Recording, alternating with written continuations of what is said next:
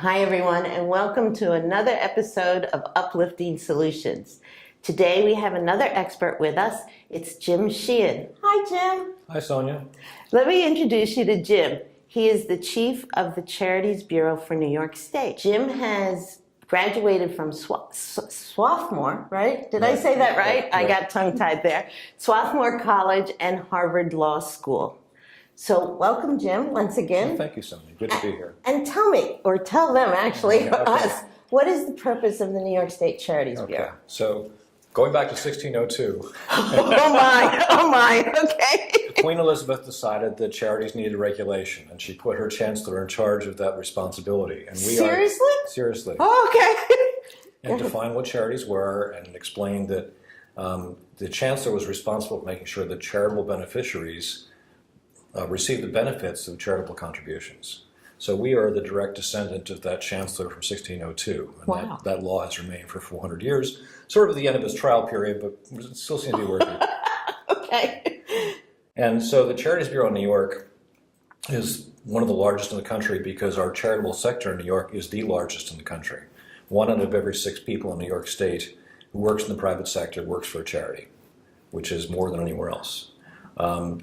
And so in addition to that, New York is a magnet for international charities. So what we find is that organizations that are doing stuff worldwide come here. People who want to learn how to manage charities or develop charities are educated here and stay here. And it's a great climate for encouraging this kind of activity and supporting it. And the Charities Bureau, when I started, the Attorney General told me we have 2 jobs. One is to regulate charitable activity, a la Queen Elizabeth. The other is to support it because it's not just an important part of our economy, it's also an important part of our society. And it makes this place a great place to live and a great place for people to come and a great place for education and the arts and culture and social services precisely because there is such general support for charitable activity. Jim, I understand that the Bureau has recently not recently, but is becoming more involved with cause marketing. That's correct. Why is that? In the past, when you think about regulation, okay, bad things sometimes happen. Right. And you focus on that. Our idea is looking at the charities laws as a framework to encourage organizations in their development activities and in their partnership activities with other organizations. Okay. So that's why you've gone into cause marketing. Right. And so our statutes talk about cause marketing as one of the many ways to raise money. But I think one of the things that's happened in the charitable sector in the last 5 years, total donations are going up slightly, but 2 things are changing. One is the number of people actually give is being reduced, and we can talk about why that happens. And the second is the way that people give is changing. Right. In the past, people would sign up for United Way or for community funds, and they would say, okay, I'm going to put my money in the hands of an institution, which is then going to give out the money to appropriate organizations. People want a much more personal connection today. This is what the market research says. A much more personal connection with the charity that they're engaged with, and also an idea of how they make a difference with the charity. And for those 2 issues, cause marketing becomes a significant opportunity for charities to expand their financial base. So that wants me to ask the question, what is the difference between cause marketing, corporate philanthropy, and corporate sponsorships? Okay, so let's go corporate philanthropy first. The truth is, all 3 of those are converging, but corporate philanthropy is we have the JP Morgan Chase Foundation, right, which gives out money to organizations, and it's sometimes those are 501c3 organizations, sometimes they're just an arm of the corporation. Right. But they're gifts by the corporation, may have conditions, may not. The cause marketing world is thinking about ways in which the organization, the charity, and the organization, the business, can partner. So is that different than corporate sponsorships? You can have a corporate sponsorship, and I'm trying to think of aside from there are corporate sponsors. Right. So if I run a race, right, I look at the back of my T-shirt and it has 20 different names on it. Exactly. And each of them is given some money, and there's gold, silver, and platinum, or and bronze, right, and then lead. Right. So that sponsorship is not conditioned on people buying things or people doing things or people identifying. It's just we want to thank our sponsors, and here's who they are. Right. Not a bad thing. And it's a set time usually. Right. Okay. And they're tied to dinners. They're usually tied to specific events. Right. Exactly. It's Right. more events. So, what are the advantages or disadvantages for a nonprofit to be involved in cause marketing? There are three advantages to me, in my mind, to participate in cause marketing. One is funding. Right. Right. You definitely want to look for all the sources you can. And if you look at charities in New York, about 8% of their income comes from bequests. Some comes from the government if you're lucky enough to have grants, although that's a mixed blessing in some cases. And then there's payment for services, and then there's donors. And Right. those donors, in whatever form, they make the difference between surviving and not surviving. So the funding is a huge issue. The second thing is, there are 100,000 charities in New York, Right. right? How do you break through the clutter? 100,000? 100,000. I thought there were 40,000. Well, I'm including the churches in that too. Okay, But it's okay. still, you know, Right, that's a huge so number. 100,000 charities, and Queens, for example, has almost 14,000 according to one of the record-keeping systems. Oh my goodness. Okay. So how do you break through the clutter? How do you develop a relationship with your donors, your beneficiaries, and your volunteers that sort of cements them to your organization? And so one way to break through the clutter is to have what is essentially the endorsement and partnership of a recognized larger organization. Right. Right. So that is a huge advantage in developing those relationships. Right. I know, Absolutely. just to use the analogy of political campaigns, one of the reasons they want people to volunteer for political campaigns is now they identify with the campaign. Exactly. Apart from whether you're knocking on doors or making phone calls makes a difference, it ties you emotionally and personally to the success of that organization. The third thing is it's useful in developing long-term relationships with private businesses. So the first relationship may be a sponsorship, the second may be cause marketing, the third may be, okay, we have United Way in this area, your employees have volunteered with us, your employees have done other things, we've done this project together, let's figure out how we can get people to contribute. Are there any cons for nonprofits? There are significant risks. Okay, maybe that's a better word, risk? If it is not managed appropriately. So, Okay. for example, the ASPCA has a very conscious program of sorting out and deciding what organizations they're going to identify with, Right. and a screening process and a standard contractual process. So you're looking at who is it, what are the potential downsides of that organization, and what are the terms of the relationship, and how are we going to govern it going forward? Okay, Right, so- which leads me to the next question is, how does a nonprofit select a sponsor? Okay. Or not a sponsor, a partner? There's sort of it's sort of like eHarmony. It's dating. Right, it's dating, and Always. one of the things in eHarmony that you look for, not that I would look for, I'm happily married and have no intention of having that in, but you know, what are the similarities between the organizations? How are their missions somewhat similar? So Right. if you're looking at a food bank, for example, Okay. all right, I live in upstate New York on weekends, and our local grocery store partners with food banks, all right? And both do a roundup on when you go and buy groceries Right. at the store, they round up, and they also have a donation area as you walk out the door, right? So they can get you 2 times. So the partnership can work in a more effective way twice. Right. That's a better way of Right. putting it. And so food banks and grocery stores, right? Yes. And the larger chains are going to have someone who's in charge of the cause marketing piece and also the corporate development and relationship piece. So is that working mostly with national chains, or can you work with local You chains? can work, the ones that I know in Albany are primarily local and regional chains. Okay. And just to give you, so Price Chopper is a major grocery store which is headquartered in Schenectady. And they Okay. do a number of these kinds of activities. Subaru does a series of charitable activities. You know, sometimes they do things like, if you come and test our car, we will give X amount of dollars to. Okay. So you look for, and I'm trying to think what's a partnership with a car company. I think breast cancer and Ford Right, are right, right. together, or they were at one Right. point. I So- don't know if they still are. So you look for the low similars. You look to see what other relationships have they had in the past and how that ties into what you do.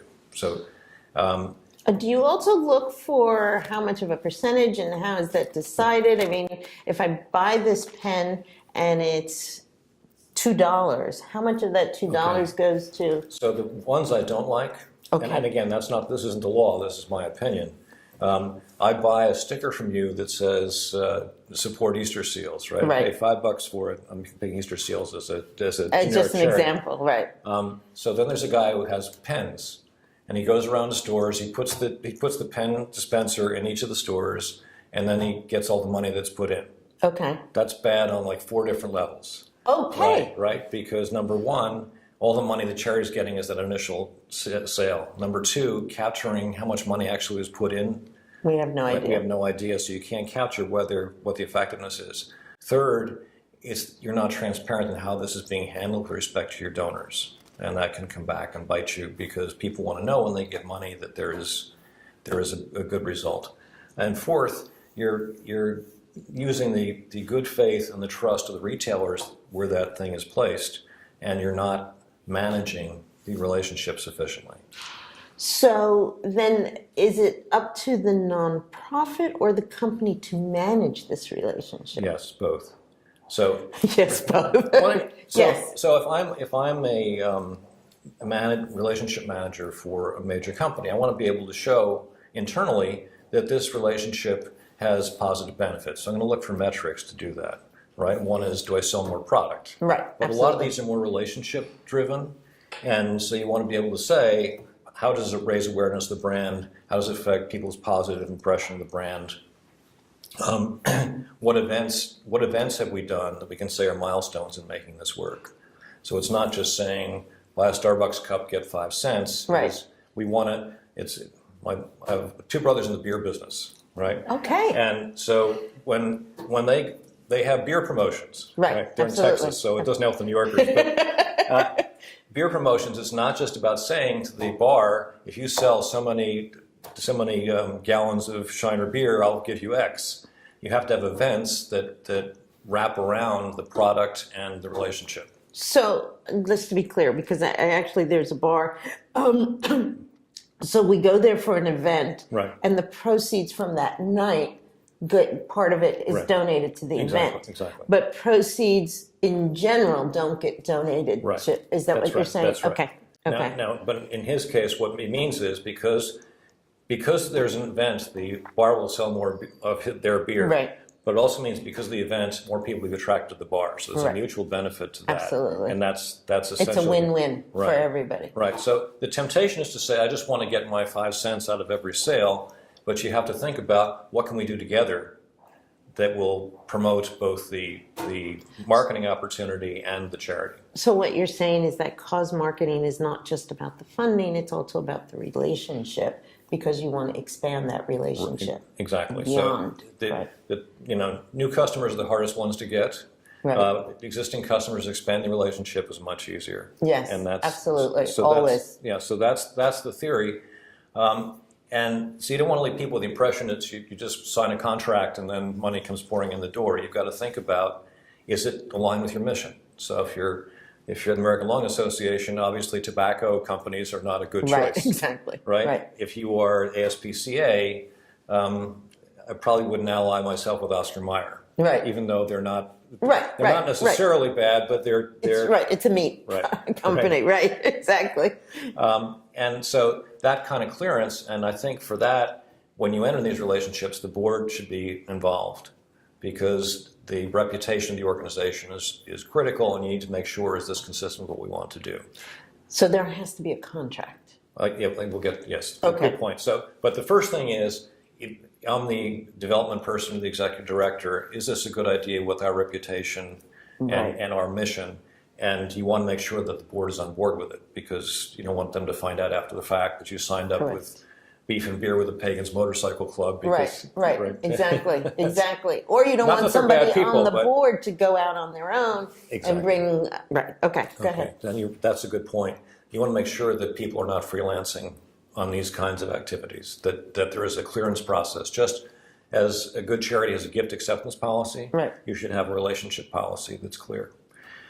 We expect that organizations that do partners that do this kind of activity will have a contract, and will say what each party is supposed to do, and then what the economic benefit to the charity is going to be. So in some cases, every time the Giants score a touchdown, there's a donation to a charity. Now that's not quite sponsorship, it's not quite co-branding, but it ties the team the team which people identify with to a larger cause. Exactly. And so and the contract typically there will say no less than X, no more than Y dollars, or we'll just say every time a touchdown, and the Giants know, especially last year, how many touchdowns they're going to score. So it's pretty safe. I have no idea. I'm not in sports. But trust me, it's yeah. Okay. Yes, last year would have been a good investment. This year, not so much. We don't know yet. Right, exactly. But you want to make sure you know what it is. Now, the other, for example, one of the things you often see is credit cards, right? So affinity credit cards, and the issue with affinity credit cards is there a cap? So if I get 500 people to change credit cards to the ASPCA credit card, just to use an example, how is the payment made? Is it a one-time payment for the switch? Is it a percentage of what is actually paid?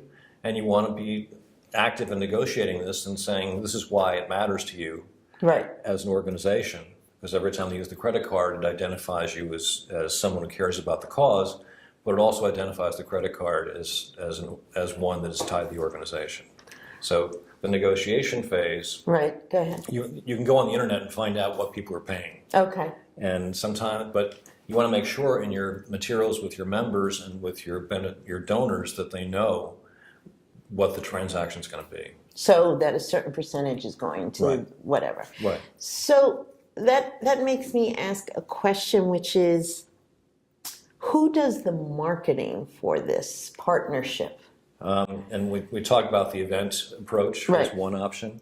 The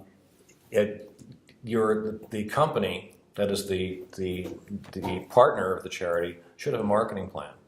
And one of the questions that I would ask if I were the charity is, let's walk through your marketing plan. Let's see how we can be helpful to you, and how you can be helpful to us. So you need someone who's sufficiently comfortable with that kind of conversation, and you also want to set limits. On how they're going to do the marketing, right? So explain that. I'll go back to the beef and beer. Okay, right? It's going to be beef and beer. That's one. If you're Mothers Against Drunk Driving, you want to make sure when they're marketing whatever the product is, and I wouldn't recommend beer as a product. Absolutely. That you know where they're going to do it and who they're going to do it with. Right. And that's so that you don't end up with organizations or groups that are problematic. Okay. And so not that you're going to control everything, but you want to know where it is and how it's going to work. And you'd like to see the marketing materials. And at the end of the program, you want to make sure that you get a report.